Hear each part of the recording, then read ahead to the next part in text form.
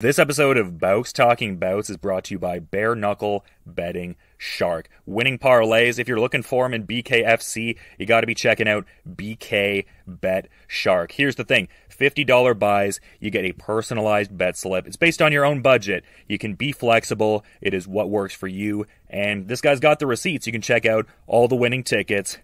You can peep them, and you can do so at Bare Knuckle Betting Shark. Check him out on Instagram and get with it. Got them personalized betting slips going on, $50 buys. All right, in this episode of Bare Knuckle Radio, very excited to be talking to an individual coming off of a second-round finish at BKFC 52.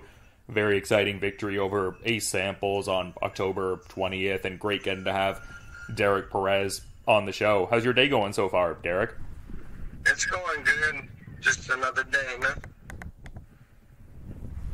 And yeah, I mean, quite an exemplary victory there. I would imagine that wasn't just another day. Like, what was the, I guess, set of feelings you had after securing that win there at BKFC 52? It seemed like a thorough kind of win. It was a big win for me to secure the victory the way I did, you know.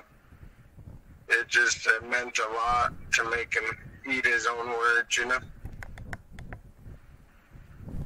And interesting for you to expound upon that a little bit. Like, when you say make him eat his own words, like, what words were, I guess, uttered from him that made you want to do that? Well, he was doing a little bit of talking before the fight that it was going to be an easy fight, and he was going to knock me out and this and that, you know. So I wanted to show him that it wasn't going to be a walk in the park, you know. That I am a dog, you know. Yeah, and I think that very much came across, and I was seeing an interview even before the fight where you were referring to it as this being your comeback fight. Did it play out in the way that you wanted to, in that sort of sense, just looking at it as a comeback? Yes, sir, it sure did, you know. You know, you look at a lot of my fights, I'm not really the knockout puncher, I'm more the volume puncher, so, you know, this victory, it means a lot to me. You know, I have one other knockout on my MMA record and one on my boxing record, but, you know, now I really believe that, you know, I'm tuning up, you know. Like, you really feel like you're finding your, I guess, traction within Bare Knuckle, like you're really, like, figuring it out in a big way? Yes, sir. I'm getting my rhythm back from being back after 5 years. This is my third fight back after 5 years, so I feel awesome, you know. I just can't wait to get back in there and get another one in.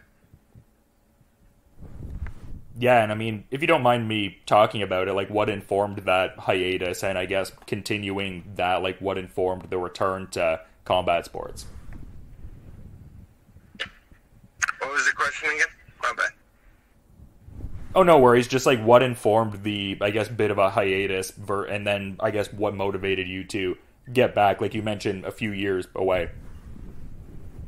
Well, just, you know, I love Bare Knuckle, and, you know, that's why I got into it 5 years ago, and it took me a good 5 years to get back and get a contract sent to me and a fight. You know, back in the Bare Knuckle, you know, I've been wanting it for almost 5 years to get back in there, but it's taken forever to get back in there for me. So I just want to keep lining them up and keep building my record. So. Yeah, I mean, that makes sense, and you were talking about the experience and some other combat sports previously, and you've had a few fights in Bare Knuckle at this point. Like, what would you say the biggest differences in your Bare Knuckle boxing game are, like, comparing your debut to, like, where you're at now and everything? My patience, you know, and catching my rhythm, you know. You gotta do it at least 4 or 5 times to catch a rhythm, you know, and be able to do it where you're able to stay calm, you know what I mean, and take instructions and shit like that. takes about 3 or 4 fights. So now I feel like I'm really evolving, and I can feel that this is my sport, you know? Yeah, and is there a certain benefit to, I guess, having competed on some of these, bigger stages that you have, just even looking at your, bare knuckle journey, fighting on Knuckle Mania 3 and some other big events? Like, does that benefit the progression as well, just like being in these like bigger kind of moments, or do you not really look at it like that? Well, my MMA, my boxing, I've been main event, I've been co-main event multiple times. I have a shitload of boxing fights, and I have a lot of MMA fights, so I think that plays off to my benefit. And it gives me the experience being in the ring and shit. Yeah, and just like doing my backgrounding on you, like it seems like there's like a pretty consistent thread of you. I mean, showcasing a lot of skill for sure, but also like a tremendous amount of heart and resilience. Like, where would you say that comes from? Is that something you've always had within you, that kind of resolve and that desire to really like mount a comeback and all? Well, it comes from just the dog in me, and the shit that us fighters go through every day. Everybody thinks, fighters got it easy and this and that, but, when you really look at a fighter and you go through their life, and there's a lot of shit that happens, a lot of shit we don't talk about. That's what makes the dog come out in me, Yeah, I mean, it seems like you probably get like a certain level of release out of, competing. Like you talk about some of the, past that maybe, certain people aren't as open to talking about. Like maybe you get that out there and express that when you're competing a fair bit, like therapeutic or cathartic almost, I suppose. Yes, sir. Like I've always said, it's my drug of choice. You know what I mean? It's my rush. I love the adrenaline rush, and it's just, I love it. I can't be without it. And it seems like you've got like a great system around you. At least what I was seeing recently, that you're the co-owner of Perez Fighting Systems with your brother Gene. It must be really cool to have that kind of support and consistent kind of great work had all throughout. Like it seems like the fighters that have that combination of, great work being had, but also the supportive kind of like communal dynamic, it would seem like your gym really kind of checks off both of those boxes there. Yes, sir, and like I said, it's me and my girlfriend that own the gym right now. My brother really don't take part of it, He's got shit going on in his personal life, like I said, we don't really talk about it, but, I wish he would be in the gym helping me, but I can't force him to be there, so it's me and my rock, my lady, she's head coach, I'm fucking co-coach,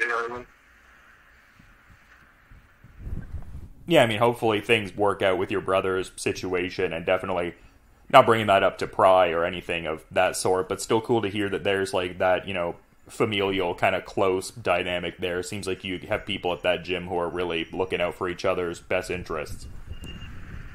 Yes, sir. And like I said, it's when we take you in, you pretty much become family, Like I said, I wish, people would be there, but sometimes I can't force them to be there.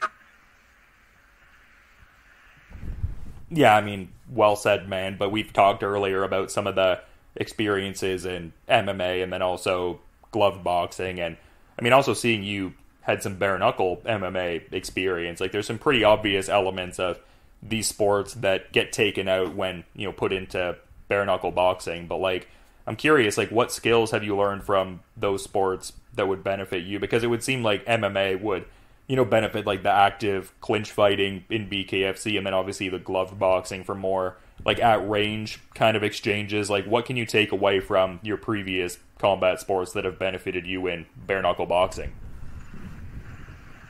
Yeah, just combat sports in general, has gotten me ready for this point in general. I've done wrestling since I was like 10 years old. Done kickboxing since I was 16, and it's just combat sports in general has saved my life, and I appreciate it. And appreciate God for being there, and my mom and my dad, Did you see yourself going down a sort of bad path before you found combat sports and it gave you that direction? Yeah, I was going down the wrong path and fucking getting into trouble, and, even the last, couple years, I got into some shit, and I'm still handling it and getting it taken care of. It's just, we all go through personal issues, and we all handle them, Sometimes we gotta bite down and just fucking go for it, No, absolutely. Good to hear rather that you have, like, a good framework to kind of, like, work things out, like something to, like, apply your energy and focus to. So, yeah, I mean, that's great to hear in that sort of sense. Yes, sir.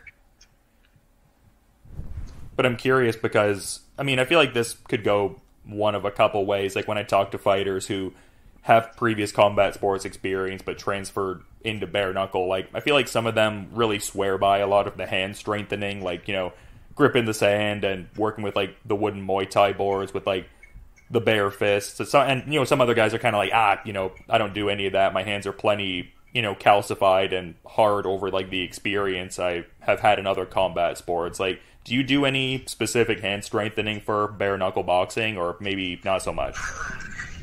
I try to, like, fucking, hit my mitts without gloves, hit without gloves, shit like that, just to condition my hands. That way, when I hit someone in the head, my hands ain't gonna be getting so fucking sore, But other than that, I still train with boxing gloves. I train, but like the last 3 to 4 weeks, I try to train without the gloves. That way, I get the rhythm of it, and the feel for it, and fucking breaking my hands in for it. But I do want to start training the wood dummies and hitting shit like that, Yeah, just interesting to hear different people's, ways of navigating the sport. I feel like it's an interesting sort of time for that, and something I kind of wanted to, I guess, briefly touch on too, because I'd noticed an article before one of your last fights at, BKFC 48 specifically. You were talking about how, like, that BKFC title within the next 12 months is really, of paramount focus. And, I mean, it seems like you're in an interesting spot for that, too, just having previously, fought Keith Richardson, who cemented himself as that champion on the same card that you won on and everything like that. Like, do you still see that path towards the title? Because it could seem like potentially if you get some momentum going, maybe a rematch could come out of that with the champion. Is that something you're, I guess, particularly focused on? I mean, I would think so, but just thought to ask. Yeah, sure. I'm always interested in that rematch, and running that back, because that wasn't the real me, and I want to prove it to him, I want to get a couple more warm-up fights before that fight, and like I've told Dave, I would crack at 145, 155, and I'm more comfortable at those weights, but I'm down for whatever comes, And I'm just thankful to be getting fights and doing this, knocking it off my bucket list. Yeah, I mean, I definitely hear you out and everything like that, and you've talked about wanting to, be more active. Like, do you have a certain idea of when you'd like to get back out there, maybe? What was the question? question again? Oh, my apologies. Like, you talked about wanting to, like, have a strong strength of schedule. Like, when's the next time you'd ideally like to get out there to compete? I would like to get back out there as soon as possible, November, December, That's the goal, But whatever they got planned for me, Yeah, I mean, there is that big card coming up in Salt Lake City. That seems like a stacked one. So, I mean, yeah, definitely some cool cards to close out the year coming up. Yeah, I would love to get on that one,